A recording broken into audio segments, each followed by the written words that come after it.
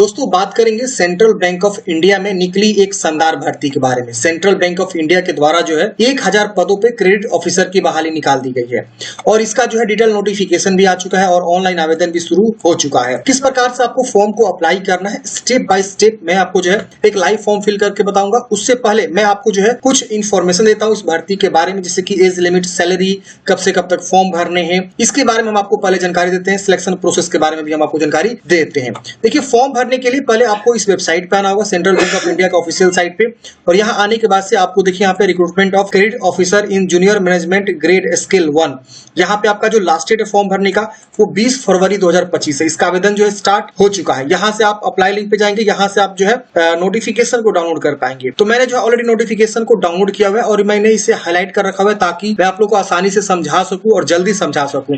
अब देखिए यहाँ पे आप देखेंगे तो नंबर ऑफ पोस्ट की बात करें तो 1000 पदों पे वैकेंसी आपकी निकाली गई है। पद का नाम है credit officer in main stream general banking GS1, आप यहाँ पे देख सकते हैं। और इसमें क्या है कि इंपोर्टेंट डेट जो बताया गया वो 30 जनवरी से लेकर 20 फरवरी 2025 तक आप फॉर्म को अप्लाई करेंगे। पेमेंट भी आप इतना ही तक जमा करेंगे जो इसका एग्जामिनेशन फी है। और यहाँ पे आप देखेंगे आपका एग्जामिनेशन का जो कॉल लेटर आएगा, एडमिट कार्ड, वो बाद में आपको बताया जाएगा इसी साइट। यहाँ पे देखिए बताया गया है कि आपका जो है इस तरह से जो है इंफॉर्मेशन है। आप यहाँ पे पोस्ट का नाम और सैलरी वगैरह भी देख सकते हैं। सैलरी बहुत ही जबरदस्त है, आप यहाँ पे देख सकते हैं। बेसिक पे जो दिखाया गया उसमें बहुत सारी चीजें ऐड होती है, तो आपका सैलरी जो है अच्छा खासा यहाँ पे बनता है। एलिजिबिलिटी क्राइटेरिया की बात करें तो फ्रेंड्स यहाँ पे कोई भी कैंडिडेट फॉर्म अप्लाई कर सकता है, मेल, फीमेल और Indian citizen, Nepal citizen, Bhutan citizen भी यहाँ पे फॉर्म को अप्लाई कर सकते हैं। आपका जो क्वालिफिकेशन होना चाहिए 30 नवंबर 2024 तक आपने ग्रेजुएशन कर रखा होगा किसी भी विषय से, एनी डिसिप्लिन से, और कम से कम 60% मार्क्स होने चाहिए। लेकिन 55% मार्क्स जो है SC, ST, OBC और विकलांग के होने चाहिए, तो यहाँ पे फॉर्म को अप्लाई कर सकते हैं। एज की बात करें तो मिनिमम 20 वर्ष और मैक्सिमम जो है 30 वर्ष यहाँ पे रखा गया है। इसका यहाँ डेट ऑफ बर्थ का रेंज भी दे रखा हुआ है, इतना और इतना के बीच होना चाहिए। लेकिन अपर एज में भी छूट मिलता है, जैसे कि जो सेंट्रल गवर्नमेंट का अपर एज लिमिट होता है, जैसे कि देख सकते हैं SC, ST को 5 साल यानी 35 वर्ष हो जाएगा, 20 से 35 वर्ष हो जाएगा किसके लिए, SC, ST के लिए। और वही अगर हम बात करें OBC, NCL के लिए तो 3 वर्ष का छूट मिलता है। तो 20 से लेकर आपका जो 33 वर्ष का उम्र सीमा यहाँ पे बताया गया है। अच्छा, एक चीज और यहाँ पे बताया गया, आप देखेंगे परसेंटेज कैलकुलेट करने का। अगर किसी कैंडिडेट्स का 59.99% है तो उनका जो यहाँ पे बताया गया है तो 60% से कम ही माना जाएगा, यानी उनका जो परसेंटेज हो जाएगा 60% से कम माना जाएगा। तो अगर इतना परसेंट भी है तो भी आप फॉर्म को अप्लाई नहीं कर सकते हैं, क्योंकि यहाँ पे 60% बोला गया है जनरल के लिए, क्योंकि जनरल के लिए जो है 60% का यहाँ पे जो है एलिजिबिलिटी क्राइटेरिया को रखा गया। अगर आप 60% से पास है ग्रेजुएशन किसी विषय से तो आप फॉर्म भर सकते हैं। लेकिन वही SC, ST कोई है और OBC है, विकलांग है, तो उनको 55% भी मार्क्स है ना ग्रेजुएशन में, तो वो यहाँ पे फॉर्म को अप्लाई कर सकता है।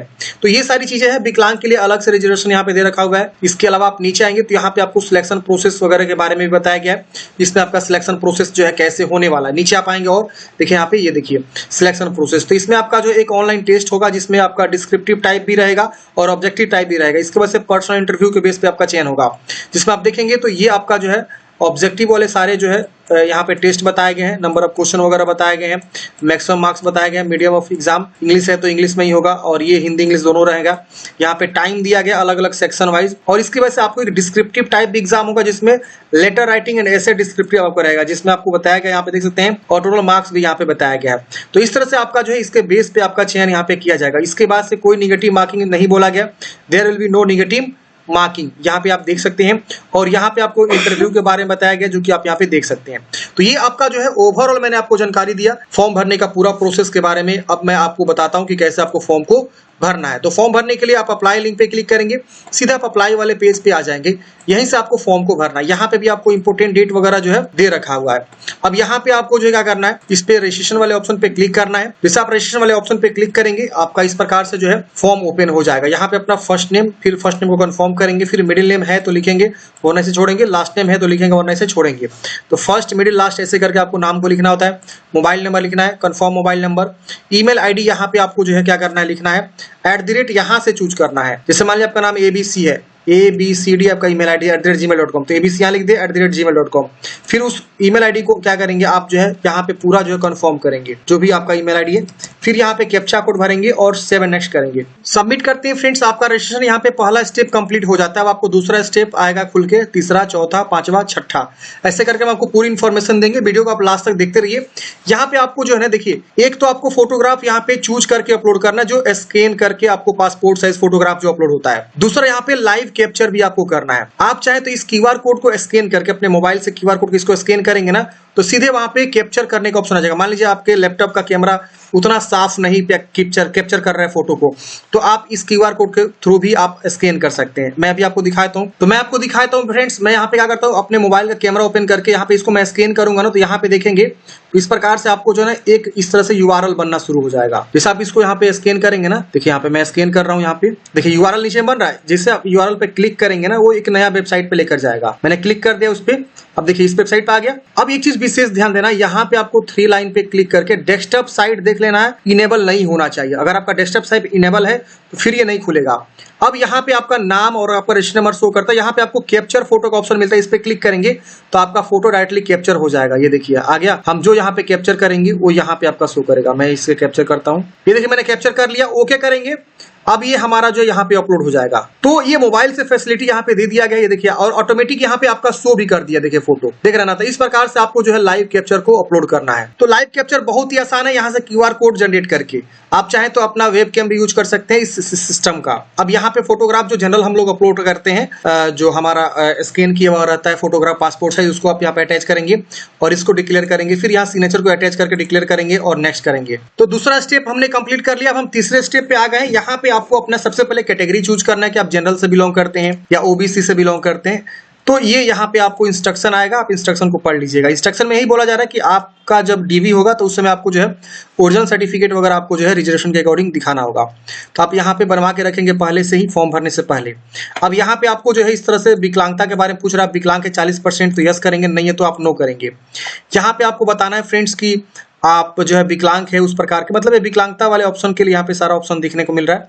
यहाँ आपको जो है डिफिकल्टी है लिखने में, तो आपको स्क्राइब चाहिए तो यस करेंगे, वरना इसे भी आप नो कर दीजिएगा। यहाँ पे आप 1984 में जो दंगे उसके फैमिली मेंबर या चाइल्ड हैं तो यस नो में बताना है। ये सब मेरे केस में डिसेबल मिलेगा, आपके केस में जो मिल रहा है उसके अकॉर्डिंग यस नो में आपको बता देना है। एक्स सर्विस मैंने तो यस करेंगे, वरना नो करेंगे।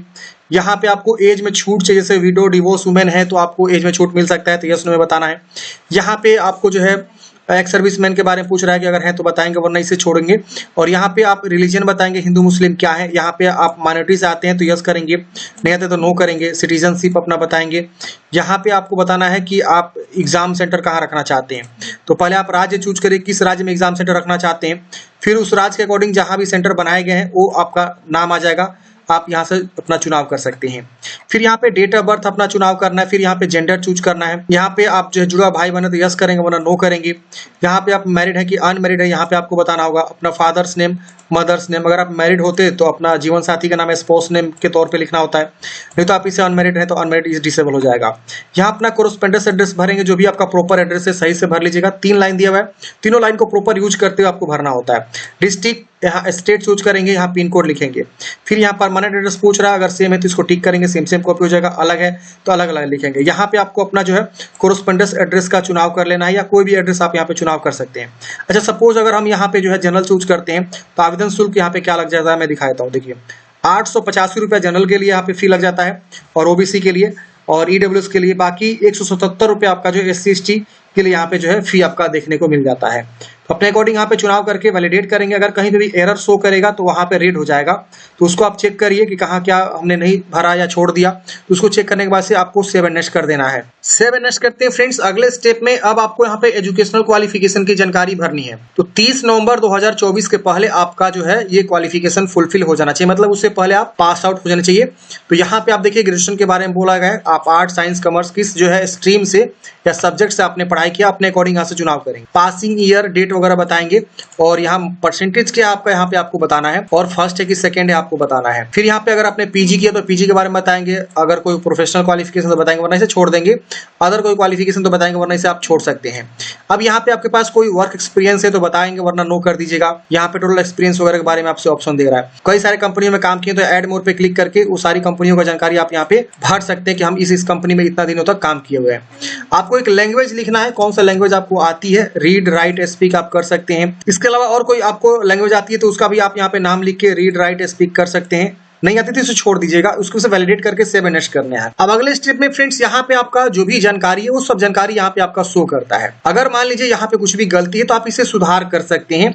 नहीं गलती है तो फ्रेंड्स आप नीचे आएंगे, यहाँ देखिए बैक जाने का ऑप्शन है, बैक जाके आप इसे सुधार सकते हैं। नहीं गलती है तो इसको एग्री करेंगे और यहाँ कंप्लीट रजिस्ट्रेशन डिटेल्स पे क्लिक करेंगे। कंप्लीट करते हैं फ्रेंड्स, आपको ओके करना होगा। ओके करने के बाद से फ्रेंड्स अब अगले स्टेप में आपको जो है कुछ और डॉक्यूमेंट्स अपलोड करने के लिए ऑप्शन आता है। यहाँ पे आपको लेफ्ट थंब इंप्रेशन यानी अंगूठे का निशान जो है सादे पेज पे लगाना है ब्लू या ब्लैक इंक से, और यहाँ पे आपको अटैच कर लेना है। जेपीजी फॉर्मेट में यहाँ पे आपको बोला गया है। और उसके वजह से हैंड रिटन डिक्लेरेशन, देखिए बैंकिंग का जितना भी आप फॉर्म भरेंगे ना फ्रेंड्स, वहां पे आपको हैंड रिटन डिक्लेरेशन जो है अपलोड करना होता है। तो यहाँ गाइडलाइंस दिया हुआ है, गाइडलाइंस पे क्लिक करेंगे तो इस गाइडलाइंस में आपको हैंड रिटन डिक्लेरेशन का फाइल साइज, फोटो का फाइल साइज, सिग्नेचर का फाइल साइज क्या होना चाहिए और क्या हैंड रिटन में आपको लिखना होता है वो सब यहाँ पे देखिए दिया हुआ है। हैंड रिटन में आपको ये सब मैटर जो है लिखना होता है जो कि यहाँ पे बताया गया है। आई जो डैश लिखा हुआ है वहां पे अपना नाम लिखेंगे और कॉमा लगा के hereby declare that all information submitted by me in the application form is correct and true and valid, अपने खुद के राइटिंग में एक सादे पेज पे लिख के उसको स्कैन करके यहाँ पे अपलोड करना है। यहाँ पे बोला गया 500 KB से कम होना चाहिए। तो ये सब गाइडलाइंस यहाँ पे आपको दिया गया, आप इसे पढ़ेंगे सारी जानकारी आपको पता चल जाएगी।